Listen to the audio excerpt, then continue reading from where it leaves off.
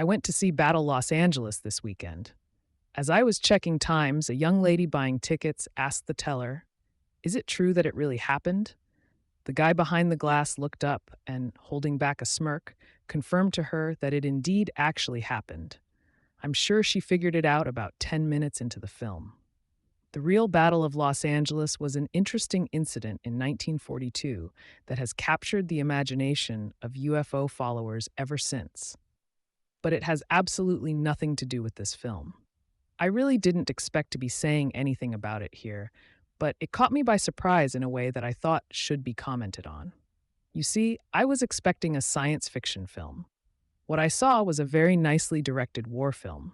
There wasn't the slightest trace of what sci-fi fans usually go to see, and that is a good thing. Who needs to be teased?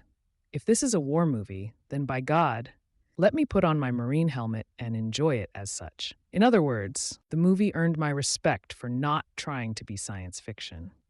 It was a very clever idea. Being from LA myself, the idea of seeing a bona fide war film set right in my own backyard is something that I'll admit can draw me in. Even if I believe it will be cheesy, the familiarity factor is enough to interest me. But you could not pull off an invasion from another country of the world without also offending entire neighborhoods in this town.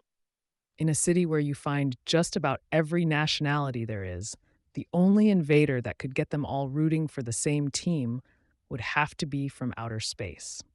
To create a war scenario, the invader would need to be of hostile intent from the first moment, so there is no time to bother trying to communicate with them. The cadets at Camp Pendleton would be called upon immediately to engage.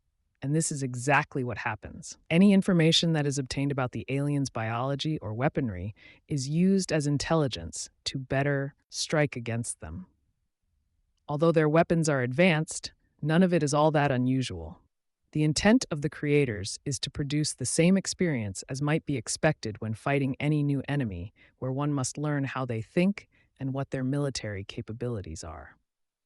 On top of that backdrop, you have all the elements that make war films worth all the carnage. Heroic sacrifices, camaraderie born out of shared suffering, dealing with the ghosts of past memories, and getting a bunch of people to work together to overcome seemingly impossible circumstances. There are also some scenes with a family they are trying to rescue that were touching enough to bring me to tears. Like I said, it's no Saving Private Ryan, but I think war movie buffs will eat it up.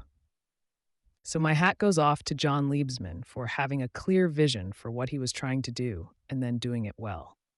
Yes, this is a Marine pride film, but not in the usually cheesy manner that these guys are sometimes portrayed in Hollywood.